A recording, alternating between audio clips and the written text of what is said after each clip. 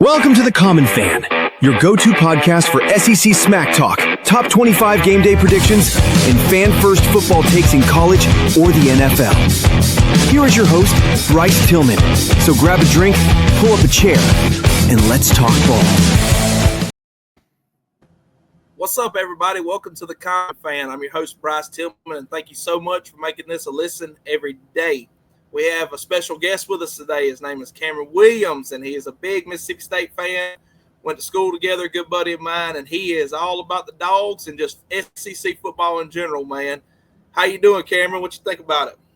Man, I'm good. I am excited. It is talking season, so that's right. Everybody's undefeated. Everybody's team's going 12-0, going to the SEC championship, and I'm ready. I'm ready. It's August now, or when this airs, it'll be August. It's time. Boys are back in school. It's time to get it on.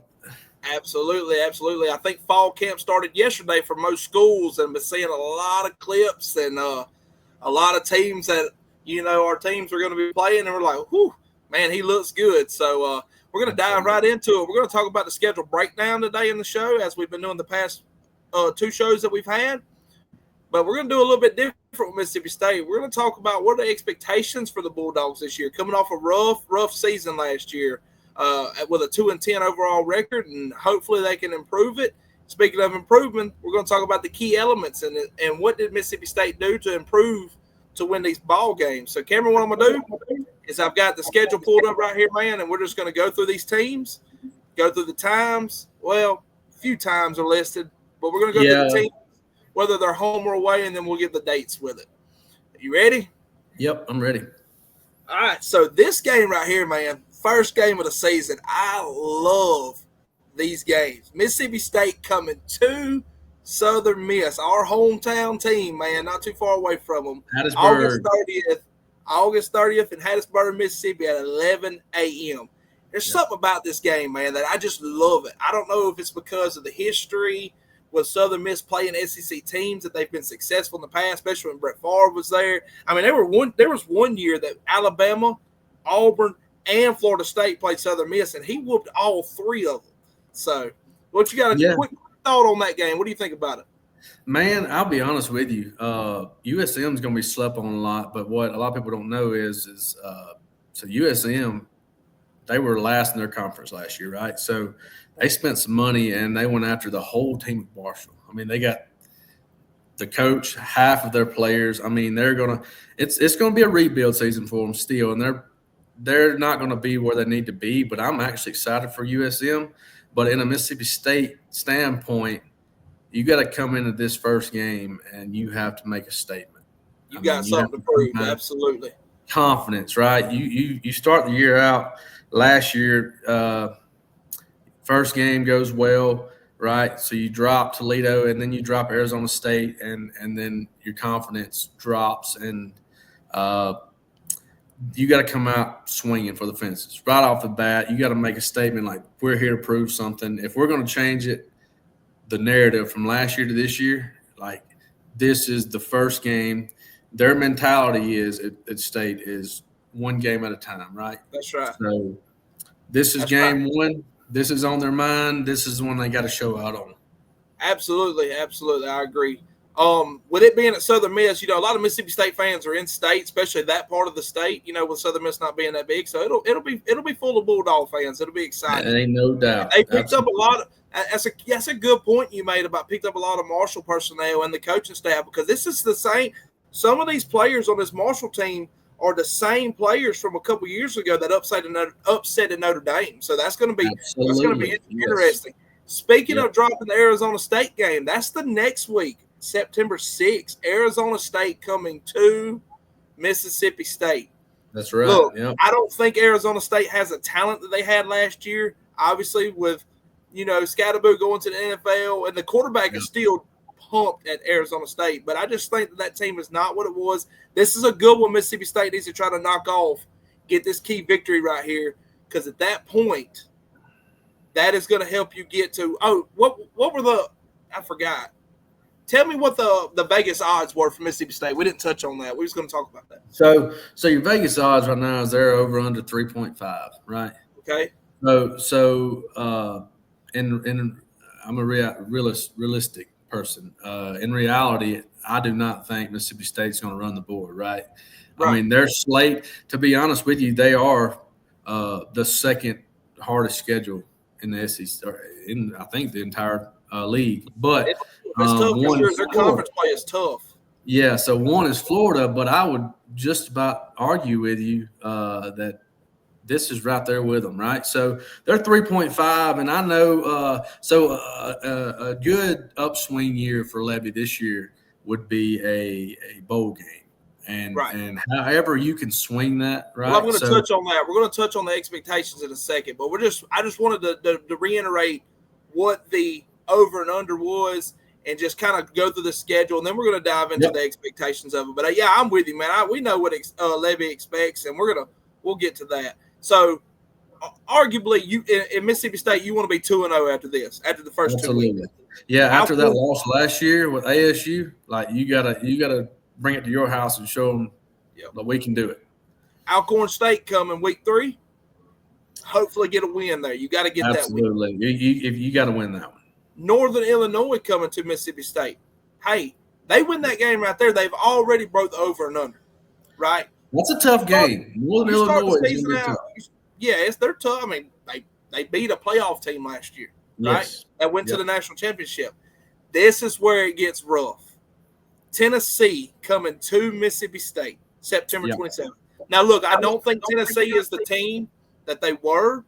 Now, Joey Aguilar, we talked about it on yesterday's show. By the way, if y'all missed it, please go check out the channel and check out the Georgia preview as well as the Auburn preview. But I don't think that Joey Aguilar is the quarterback that Nico was. Now, that's not saying that Nico was elite, because he wasn't. There was times that he didn't look very well either. But Nico had the ability to make the plays. And I don't know if Joey Aguilar has the ability to make the plays. But the argument against that is that we also don't know if Joey Aguilar is or is not as consistent as Nico was, because Nico wasn't consistent. So if Joey Aguilar can be consistent with the roster that he has, I believe that they will be a tough team. So leaving after Tennessee, you're going into Mississippi State, going to Texas A&M. That's a good program. That's a good program. They have done some rebuilding in the offseason as well. That's going to be a tough one for them. Mississippi State going to Florida after that.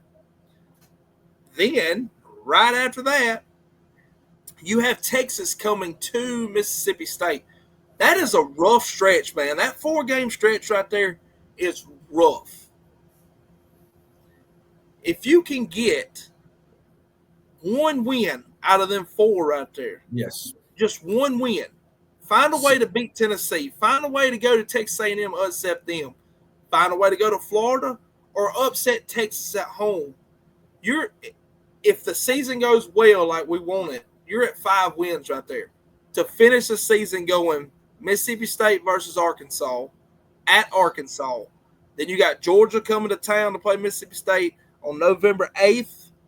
Then you got Mississippi State going to Missouri, and then end the season with the Egg Bowl against Ole Miss versus Mississippi State. So we've touched on a few games already. Give me an opinion on the rest of the schedule, man. That is brutal. That is a brutal. Yeah, it's a brutal stretch, and that's why I say it ranks right there with Florida, right? So I don't want to, I don't want to wish any misfortune on anyone, but with the current status of Florida personnel, quarterback, Lagway, he's battling some injuries. That might be one of the games that we slip up in there and could win, which that's if, right? So that's if the first 4 games non-conference we get through that. And then, of course, Arkansas. Arkansas is they're rebuilding. They're not where they need to be by any means, but that was a good game a couple years ago. Last year, I feel like that might be one of the teams that we upset or get the win on to help us get to that 6 wins. And then you can never count out the Egg Bowl, right? Never. I'm an Auburn fan, and I've watched my team be 6-5 up into the Iron Bowl and take them into a a 4th and 31 for a freak play for them to win the game. Like I've seen it. Kick six. The kick six, man. Look, I've said it before and I'll say it again. Good Auburn teams typically don't lose to good Alabama teams. When Auburn's good, they usually win that matchup. But when Auburn wasn't good, they've still played them close. Like even a couple years prior when it was 4 overtime win. But yeah, so I'm with you. I think the expectations, and we're going to dive in that second, but you got to be 4-0 up until September 27th going to Tennessee. And I think they can do that. You've got to beat Southern Miss. Try and that's going to be the game, right? ASU is going to be the game. The Arizona State game, every Mississippi State fan needs to be circling that on their calendar right there. Yep. That game, September 6th. You get that game, you're 2-0, Alcorn State 3-0. Northern Illinois, it will be a tough game, but Mississippi State should win that game. Yeah. Cameron, all you got to do at that point, man, is find a way to win one of these conference games. Yep. Find a way. Arkansas. I think there is. Huh? Sorry? I said, I think there is. I think there is. There is. Absolutely. You're talking about Mississippi State going to Arkansas and then Mississippi State going to Missouri. Those are 2 winnable games. Yeah. 2 very winnable games. So, my hot take right here, before we even get into the expectations, my hot take is Mississippi State finishes this season with bowl eligibility, and I'm giving them 7 wins. Oh, okay. I like that. I give them 7-5. I think that they take Southern Miss, Arizona State, Alcorn State, Northern Illinois. I think because they will be the underdogs. Considering what Arkansas does up to this point, I think they upset Arkansas, and I think they upset Missouri for 7 wins on the season. So, speaking of what we expect, what I'm expecting, what are the actual expectations for the Bulldogs this year? Yeah, so, man, that's just it, right? I don't think that a 2-10 win ratio last year is going to continue to keep Lebby a job, even though I don't think he's on the hot seat. But I think they know that he's going to have a much better program this year, right? You can't go 2 seasons in a row without a single SEC win. And that's where I feel like they have really spent the time, right? They have went to the transfer portal. They were in the top 10 at one point during the spring season in recruiting. Picked up multiple transfer guys. They lost a few, but I really do think that I'm not going to say 7 wins. I am hoping for 6. I want to see a bowl-eligible Mississippi State again. The loss of Mike Leach really put State in a bad situation, right? They hired Zach Arnett. I want to clarify something real quick. Give me just a second. Okay. I gave them 7 wins, but that's because I miscalculated. I'm giving them 6-6 as well. That's what I'm hoping for. I had the 4 games at the beginning of the season. I do believe Mississippi State starts out 4-0, and then I got them upset in Arkansas and Missouri, so that'll put them at 6. That's right. 6. That's 6. So that was my apology. Get 7 wins. Get 7 wins to prove it. I'll tell you what, we'll get 7 wins. I'm calling you out. Let's go. I love it. Man. Yeah, talk about you was touching into Mike Leach and all that. Go ahead. Yeah, that was a bad situation, right? So you couldn't be Zach Selman, the AD, right, and say, okay, well, Mike Leach dies at this time. We're going to go right in and hire well, actually, it wasn't even Zach Selman, and it was the Auburn AD now. Forget his name. Anyways, you couldn't turn it over and say, we're going to hire a coach right after the passing, right? And so Zach Arnett was the lift me up, right? Like, let's get through it. And it didn't work out. He was a great defensive coordinator. He had the 2 top linebackers in the whole in the whole league, Buki Watson and Jet. Forget his name. Anyways, yeah, he just left last year, right? Yeah, just left. But anyways, top 2 in tackling linebackers, right? So great defensive coordinator. So then they hire Lebby, right? Lebby's first time head coach, coming from Oklahoma. offensive coordinator position. Great guy. I think he's got a lot of potential, but the team fell apart. That's just what happened. I mean, there's no way around it. So now it's his rebuild. 2-10 last year was ugly, but there was no depth. Everybody that we had built before left. Will Rogers. Just the whole offense broke apart, and then the defense shattered. There were 126 last year out of 132 teams. Worst SEC defense out there.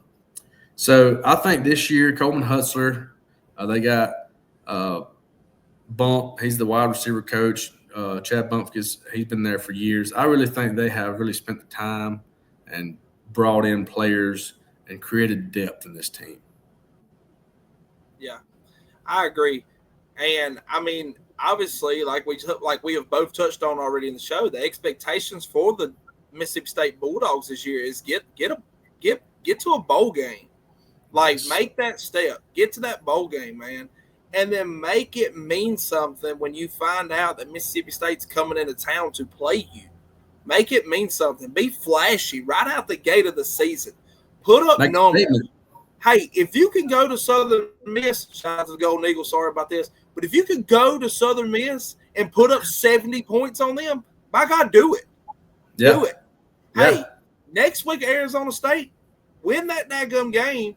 Alcorn State, put up another 70 points, and then whatever you got to do, like make it where people fear, in a sense, about Mississippi State coming back to town. Because I'm going to tell you, Mississippi State's been there before. They come to Auburn 2014 with Dak and them, and it was like, man, here we go. I don't want to play them, man. They're good. Like, get back to that point. And I know it'll take a couple years for Lebby, but the expectations for this year have got to be get the 6 wins and then make that Egg Bowl. Yeah. Make that Egg Bowl competitive. They come to Starkville. Do everything you can to win that game, and that could put you at that 7-win mark. Let's do it, man. Like, I'm with you, man. They've hit a rough stretch. Hey, I'm an Auburn fan. I know about rough stretches, man. Past 5 years have been terrible for us. You know, in the Mississippi State, you know, with Leach's passing, which was terrible, offensive genius in the football game. Like, it's been tough, but it's time. It's time to quit kicking rocks and moping around and dropping your head. You've got a jam-up coach. Get him in there and let him work. Let him eat, baby. He's coming, and he's ready. He has built something. So we're going to talk about now, what do we mean by that? What has he built up? What are some of the key elements that he's brought in? And what has he done the most to try to improve this football team? So, Cameron, real quick, I'm going to give the one thing that I've noticed that they improved on, and it's the passing game, right? Now, I know there's a couple, and they've added some additions to quarterback, and there's a couple other things at play. Looks like Blake Shapen's going to be the starter, and he showed some flashes. You're going to get into that. You got some notes right there in front of you on it. But the passing game, having somebody to throw to, and it looks like that they added to that with the transfers of Brennan Thompson and Anthony Evans III coming in to improve at wide receiver and to be able to give Shapen somebody or whoever it may be the starter week 1 to just air that ball down the field. Now, I've got the wide receivers pointed here, but you've got a lot more. So talk about what did they improve on? What are some of the key elements that they did that are going to get them to that bowl eligibility? Yeah, so I'll touch on your offensive side since you've already started with the receivers and Brennan Thompson. So what I liked about Brennan Thompson, and they brought him to media days, Lebby did. And the reason why they brought him to media days is because Lebby says that he is the golden child of transfers when it means being compatible in the system, right? So he comes in and takes to the team, starts being friends with everybody, starts working hard and really bringing the group together. And he is one of the top leaders in that locker room, and he just transferred in from Oklahoma, right? So he is – and what Lebby says about him is that he works – you have to run him out of the weight room. You have to run him off the field for practice. The dude wants the ball, right? So Brennan Thompson, I think matters. Yes, I think he's going to be the number 1 receiver. You got J-Mo coming back, Jordan Mosley, stud last year. We lost Craver, man, Texas A&M, great asset we had, but replacing him is going to be Aiden Williams, Ole Miss wide receiver. Anthony Evans, you touched on him. Marcus Allen comes in from Eastern Michigan. The dude balled out last year. So those guys are going – as long as Shapen stays healthy, man, the dude, he says he's back. His arm feels stronger after the rehab. Maybe the lingering injury he had, he needed that off, right? They needed that off time to rebuild for his senior season for now. And I think the offense, the receiving game is going to ball. I do. And then on top of that, their offense is RPOs. They can throw deep. They can run the ball right up the gut, and they can also do a bubble pass within 3 seconds, right? So Mississippi State has arguably the best running back, 3 running backs in the SEC. The camp for the running backs there is outrageous. So you got Davon Booth, right? So he just got on the watch list for the Horning Award. Fluff Bothwell comes in from South Alabama. Huge asset, right? Him and Gio lit it up last year there. Gio, he transferred to North Carolina, was a quarterback at South. But, they were a dynamic duo. Yeah. And so just him coming in really gets me excited because he is a big dude. That dude he's a monster and can run, dude. He's like a little refrigerator, and his name really is Fluff. That's what I like about him. Yeah, that's his real name. So, so that running back room is going to give you that option to throw and also run it down your throat, keep legs in there fresh, right? So, on the flip side of that, the worst part of Mississippi State last year was the defense, right? Coleman Hutzler comes in, terrible defense. And I'm excited, dude, for this guy right here. And he is from Louisville. He's a Starkville native. He lives probably 20 minutes from there. And he went to NC State. His name is Red Hibbler. And he had a few injuries last year, but was a monster edge on the defensive end.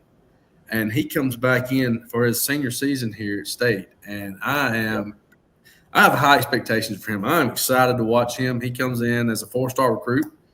I think he's going to ball out. I really do. So Neve Sanders comes in from Northern Illinois too. So this guy right here. Coming from Northern Illinois, and you had to play Northern Illinois this year. Yeah. Yep. That's why I said they are a built team too up there. They are, like you said, they beat a playoff team last year. But so behind the line there, in the linebacker spots, you have Jalen Smith coming in from Tennessee. He is added to the Butkus Award watch list this week. They're expecting him to be a baller as well. Huge, man. Hey, that means something. These people know that make these lists. They know what these kids can do. They know the upside to them. If they didn't, they wouldn't be on this list. Absolutely, right? So Isaac Smith also went to media days. Lebby really leans on him. That guy has been there from the start. He has really helped the team.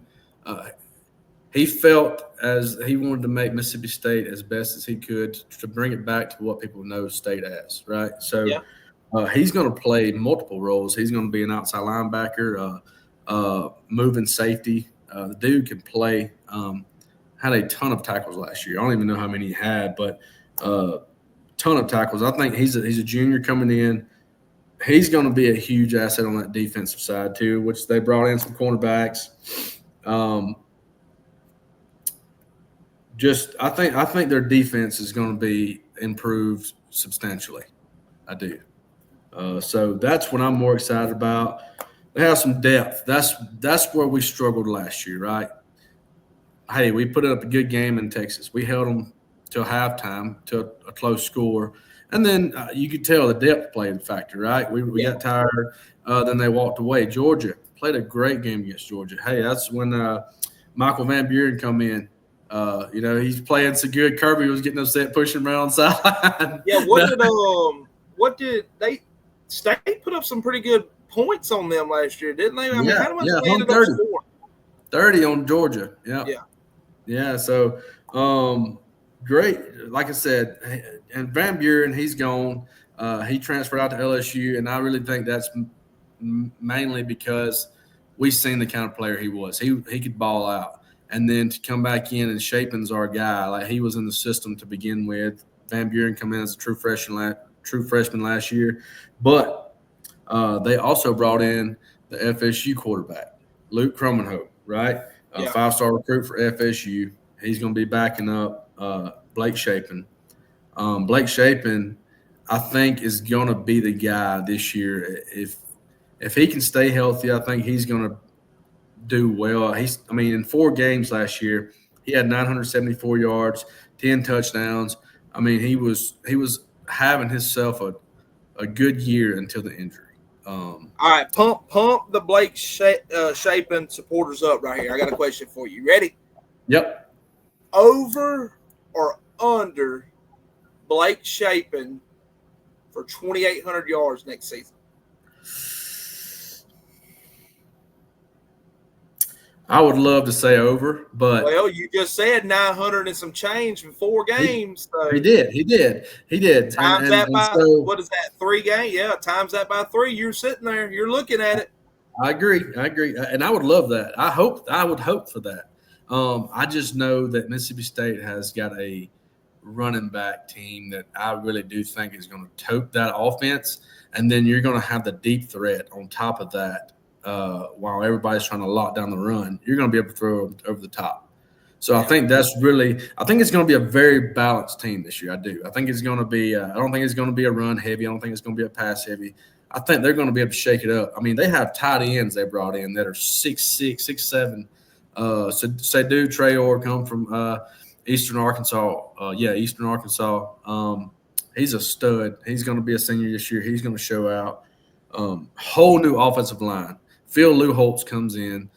He's the offensive line coach now, and he recruits guys his size. And everybody knows Phil Luholtz. He is a big guy, right? He played in the NFL, come from Oklahoma. It's like 6'8", 350, 400 pounds, just a big human. And he recruited guys his size. So not only is State bigger, but they're faster as well. Hey, you know what Hugh Freeze said, baby. It's all about length and girth. That's what he said. That's right. Length and girth, yeah, on the golf course, yeah. Yeah, man. So I agree, dude. I'm looking for it. All right. Well, one more question for you. Do you see Mississippi State? You touched on it earlier. So are you putting in a bold prediction that they'll have the best running back room in the conference? I'll stand beside that. I think Fluff Bothwell is going to really show some people this year. I do. Thumbnail material for tomorrow. Mississippi State best running back room in the conference. You heard it here.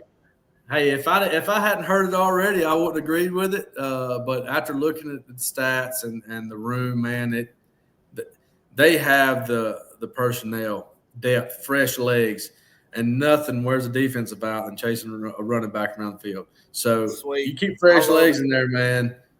Let's do it. I'm game. I'm good with Mississippi State, we are counting on you this year to make bowl eligibility. Get to that 7-win mark, man, and give the fans something. Give them something, man. All right, Cameron, appreciate it, man. Enjoyed it so much. It was a great, great show. A lot of knowledge from Mississippi State. Yeah, guys that are tuning in, watching the Common Fan right now, expect to see more of Cameron. We're going to try to set up possibly doing some weekly shows together, especially with some big key matchups coming the SEC football season this year and the top 25. So, Cameron, appreciate having you on, man.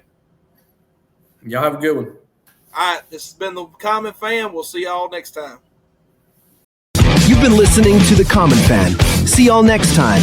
Same tailgate.